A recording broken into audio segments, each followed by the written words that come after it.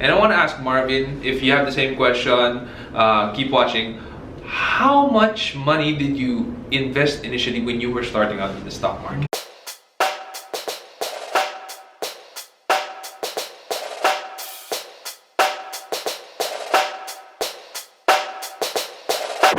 Hi guys, so before we start this video, we'd like to invite you to our event this February 13 with Sean C, the CEO of SEO Hacker. What can we expect from that event? You're going to be learning if business is the right path for you, and if it is, how can you start? How can you avoid the potholes of business na so many people fall into? Because statistically speaking, 9 out of 10 businesses fail. That's 90% chance that you will fail in starting up your business. And how do you avoid that? How do you get to that 10%? Because malaki naman ang 10% eh. 10% is also big, but in order to increase your chances of getting to the top 10% of making it in business, you have to invest with your knowledge. Hi guys, we're mixing it up a bit. This time we have a very rich guy asking me questions about the stock market. So it's like, think about it, Jeff Bezos asking someone common about questions about the market. So we have Sean C, CEO of SEO Hacker. What's your question? No, I think this is a question of a lot of people out there who are about to start in their stock market journey. And I want to ask Marvin, if you have the same question, keep watching. How much money did you invest initially when you were starting out in the stock market? Very good question. Let me give you context to that first. When I started out, the stock market wasn't my first investment. Okay? I invested first in my looks. Joke lang. Wala hanggang nga. So you see na wala nagbago, di ba? 13 years, wala nagbago. It's a bad investment. Before I invested in the stock market, I already was investing in equity funds. So meaning I had already context also was I was doing a lot of side hustles that the side hustle were earning, yun yung ininvest ko sa equity funds. So the thing about the equity funds was I was putting money there on a regular basis from employment income and side hustle income. As I started piling money there, binabantayan ko siya araw-araw. Yes.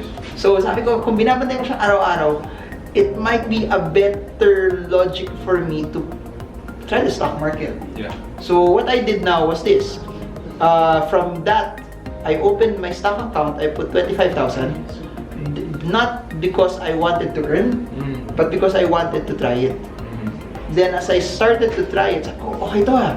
It's almost the same. Kasi una ko ginawa, may mutual fund ako eh. So ginawa ko, uy, this fund is buying this stock. So ginaya ko lang. Sabi ko, whoa, instant discount. So I said, totoo, instant discount. Then as I started doing that, what happened was this. As I became more confident, from my salary, I started to put more. Right. Then from what I got from my side hustles, I started to put more. Every time I bonus every time I had 13-month pay, every time I had bonus, I never touched it, except tithes, offering, and for blessing people. The rest, I'd invested. So, what I can't remember is, magkano yung dinagdag ko consecutively, pero I know that was the very first amount that I put in. Kasi please remember this also, if you put 25,000 and then 25,000 lang linagay mo, hindi ka na magdagdag, it really won't change your financial destiny, I guess. Kasi even if you buy a stock that goes up 300%, your 25,000 only becomes 75,000. So it doesn't affect you as much. The goal here is you start small to build the skill. Then as the skill starts to develop, that's when you start, I guess, adding more money into it. And ano naman eh, I did it, I was still starting. So lahat ng sobra kong pera, dun ko siya linalagay. Now, ganito. If I started now, and then for example, I had more money, I still would have started with 25,000. Totoo. Why? Because may pera ako pero walang skill eh. Right. So if you have the money and you don't have the skill, you will lose the money and then you will gain the experience, but it doesn't mean you will earn money kagad eh.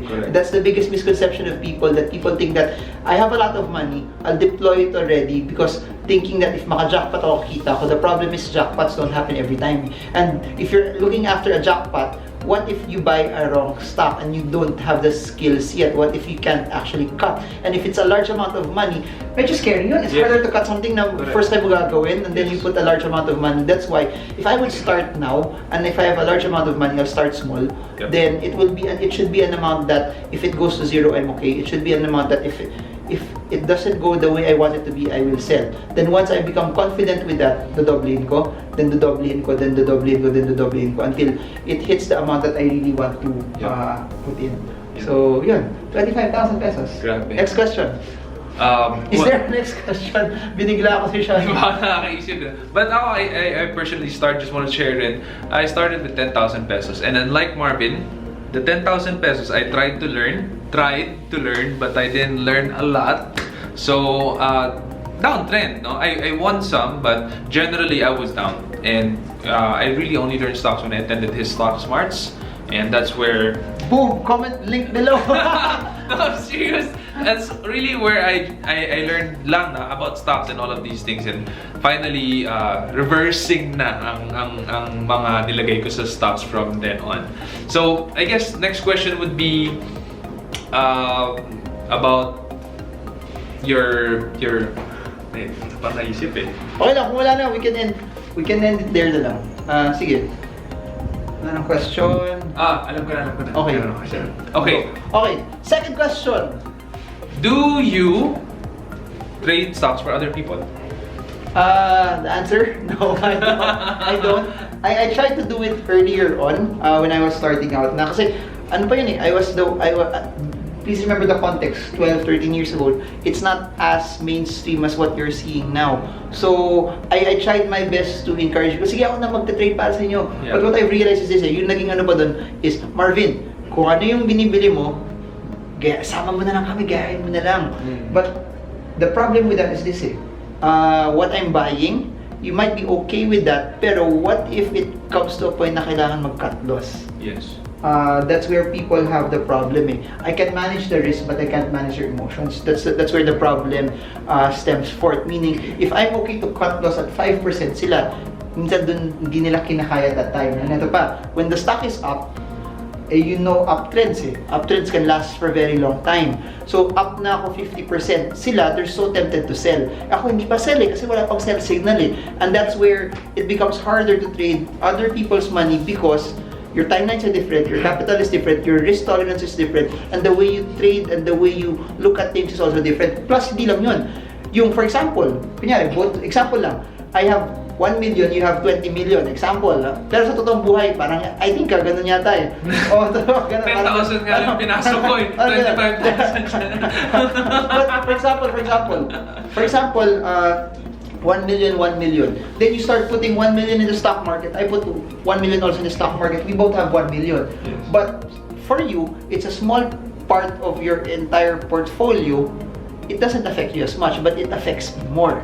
So that's what I'm saying. It's harder to trade for other people because even though the principles are the same, there's so much factors involved that if you want to trade, you have to do it by yourself because ikaw may alam ng risk mo, ikaw may alam ng pwede mong i-tolerate also So, that's it.